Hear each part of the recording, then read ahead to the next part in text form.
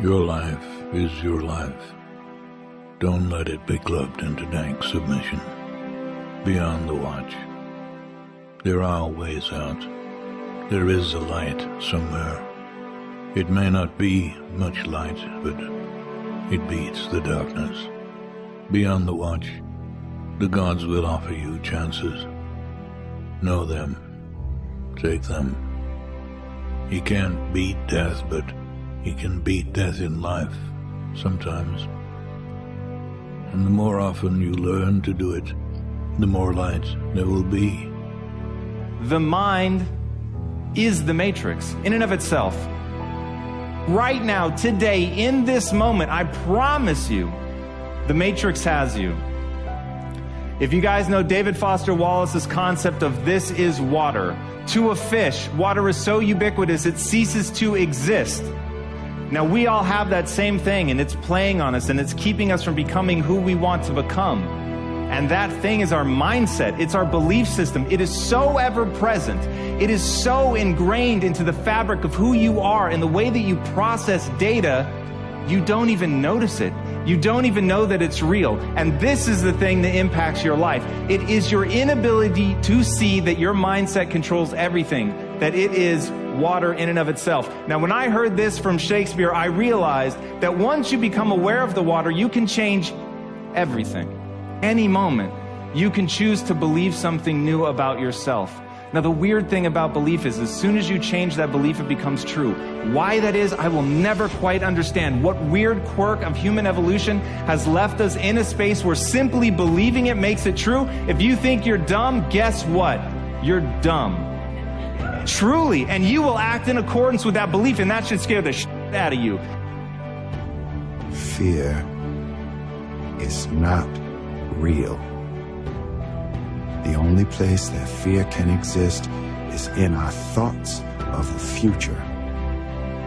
It is a product of our imagination, causing us to fear things that do not at present and may not ever exist. That is near insanity, Katan. Do not misunderstand me. Danger is very real, but fear is a choice. The impulse to dream has been slowly beaten out of me through the experience of life. And most people have stopped living their dreams because of the lessons they've learned from life or things they've picked up because we've only been born with two fears. The fear of a loud sound or the fear of falling. All the other fears are fears we learn, fears we pick up. Whatever you're scared of, your life, the value you brought to the planet, far more important. Whatever you're afraid of, you're stronger. So as we begin to look toward the future and look at what will it take for us to break through those fears, one, acknowledging the fear, knowing it's all right, some fear is healthy. Beginning to know that your dreams, your passions, your drive to achieve whatever it is you want, as it has more power and meaning, it will move you past your fears. As you begin to feel that you deserve it, your passion and goal is so strong, the fears won't matter. One can have no smaller or greater mastery than mastery over oneself. That's Da Vinci. Da Vinci did amazing things with his life. I wanted to do equally amazing things with mine. And if that's the game that we're playing, if I can construct my belief system, if I can choose at any moment to believe something that's more empowering than I was believing the moment before, and that will actually find its way into my actions, allow me to do things that I couldn't do the moment before, then it's like that moment in the Matrix where Neo realizes he knows Kung Fu. And that's like, as funny as that is, that's how I think about life. To me, the very fundamental purpose of life is to find out how many skills I can acquire that have utility, and then put that utility to the test in service of something greater than myself. When we understand the sacredness, the beauty, the eternal nature of our own spirit, then we can recognize it in creation, and we can recognize it in others. When we don't realize, experience, perceive the sacredness of our own true self, then our perception is an illusion of the world. But when we understand who we are and understand our harmony and relationship with the world around us and the people around us, then we're actually seeing everything as truth. We're seeing as a spiritual reality, even in this world.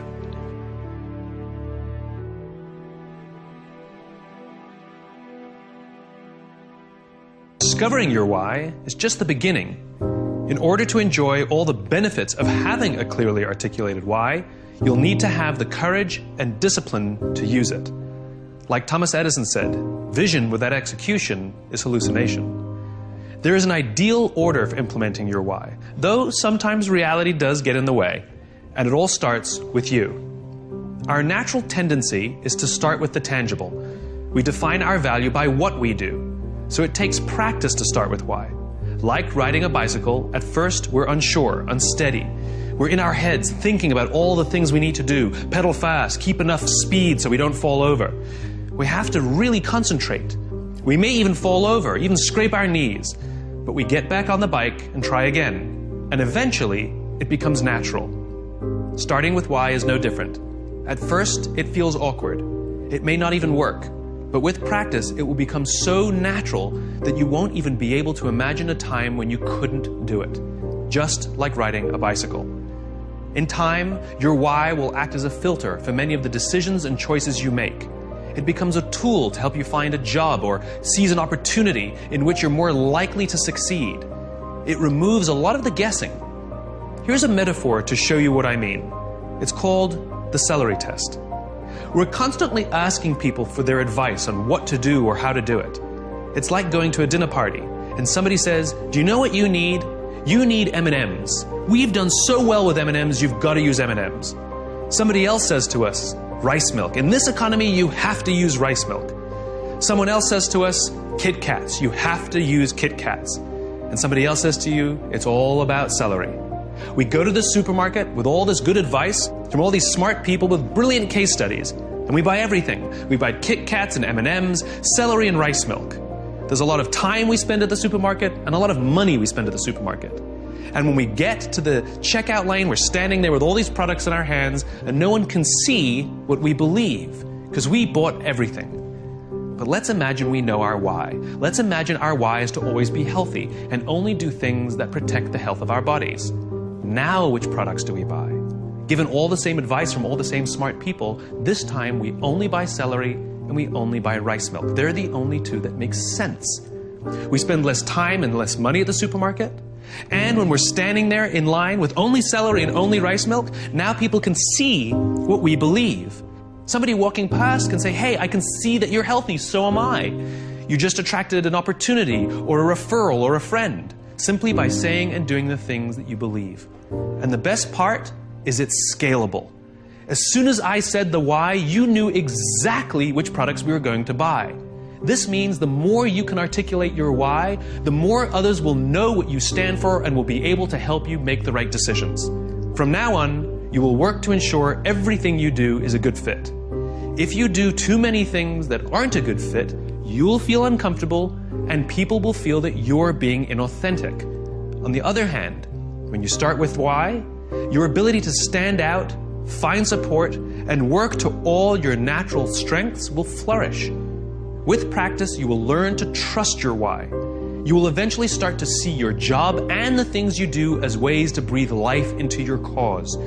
And the better you get at it, the more you will feel that your life and everything you do has purpose. The best way to implement your why is to work at it slowly. You don't have to do all the tips we suggest. What is important is that you pick up to 3 and commit to practicing and using them now. Dopamine is the feeling that you found something you're looking for, or that you accomplished something you set out to accomplish. So you know that feeling you get when you cross something off your to-do list? That's dopamine. It feels awesome. You know when you have a goal to hit and you achieve that goal, you're like, yes! You feel like you've won something, right? That's dopamine. The whole purpose of dopamine is to make sure that we get stuff done, right? The historical reason for dopamine, we would never eat if we only waited until we got hungry, because there's no guarantee that we would find food. So dopamine exists to help us go looking for food. We get dopamine when we eat, which is one of the reasons we like eating. And so when you see something that reminds you of something that feels good, we want to do the behavior that helps us get that feeling, right? So let's say you're out there going for a walk and you see an apple tree in the distance. You get a small hit of dopamine. And then what it does is it focuses us on our goals. And now we start walking towards the apple tree. And as the apple tree starts to get a little bigger, we feel like we're making progress. You get another little shot of dopamine and another little shot of dopamine until you get to the tree and you're like, yes! Okay? This is why we're told you must write down your goals. Your goals must be tangible. There's a biological reason for that. We're very, very visually oriented animals. You have to be able to see the goal for it to biologically stay focused, right? If you don't write down your goals, if you can't see your goals, it's very hard to get motivated, to get inspired. For example, think about corporate visions, right? A corporate vision has to be something we can see, right? That's why it's called a vision. You can see it, right? To be the biggest, most respected, to be the fastest growing are not visions. They're nothing, right?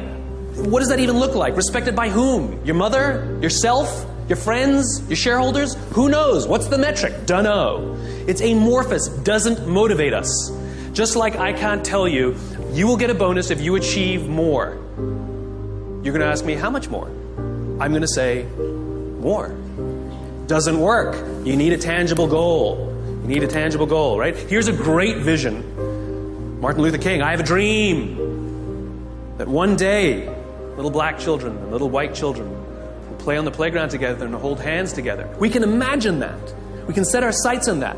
And every time we achieve a goal and achieve a metric and achieve a milestone that makes us feel like we're making progress to the vision we can see, we keep going and going and going until we achieve something remarkable. You have to be able to see it. Dopamine. Like I said, dopamine is the feeling you get when you set out to find something you're looking for as well. I talked about the to-do list. I came home from a trip just a couple days ago and I had a bunch of errands to run and I wrote down a little list of things I had to do and off I went, right? And as I was walking past, I think it was the dry cleaners, I don't remember. I was walking past something, I remembered, oh, I have to do that, and I hadn't written down on my to-do list. So I went in and I finished what I needed to do, and then when I came out, I then wrote it on my to-do list and then crossed it out. Because I wanted the dopamine. Feels good. Dopamine comes with a warning. Dopamine is highly, highly, highly addictive. Here are some other things that release dopamine. Alcohol, nicotine, gambling, your cell phone. Oh, you think I'm joking? Okay, we've all been told that, if you wake up in the morning and you crave a drink, you might be an alcoholic. Well, if you wake up in the morning, the first thing you do is check your phone before you even get out of bed, you might be an addict. If you walk from room to room in your own apartment holding your telephone,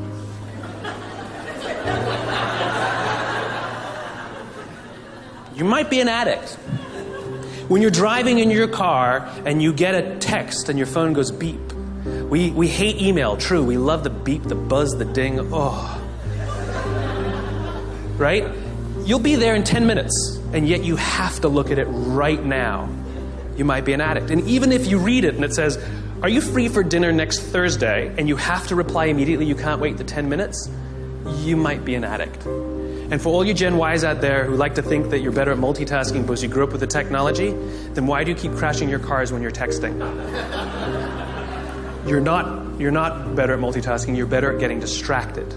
In fact, if you look at the statistics, ADD and ADHD have, diagnoses of ADD and ADHD have risen 66% in the past 10 years. Okay, ADD and ADHD is a frontal lobe disorder, right? Are you telling me out of nowhere 66% of our youth have a frontal lobe problem? Where did that come from? No, it's a misdiagnosis, right? What are the symptoms of a dopamine addiction to technology? Distractibility, inability to get things done, easily distracted, shortness of attention. It's all the same thing, so we misdiagnose things. It's this. It's the addictive quality of dopamine. We can also get addicted to performance in our companies, when all they do is give us numbers to hit, numbers to hit, numbers to hit, and a bonus you get, and a bonus you get, and a bonus you get. All they're doing is feeding us with dopamine, and we can't help ourselves. All we do is want more, more, more. It's no surprise that the banks destroyed the economy, because one of the things we know about dopamine addict is they will do anything to get another hit, sometimes at the sacrifice of their own resources and their relationships. Ask any alcoholic, gambling addict, or drug addict. Ask them how their relationships are doing, and if they've squandered any of their resources. It's an addiction. Dopamine is dangerous if it is unbalanced. It is hugely helpful when in a comfortable and balanced system, but when unbalanced, it's dangerous and it's destructive.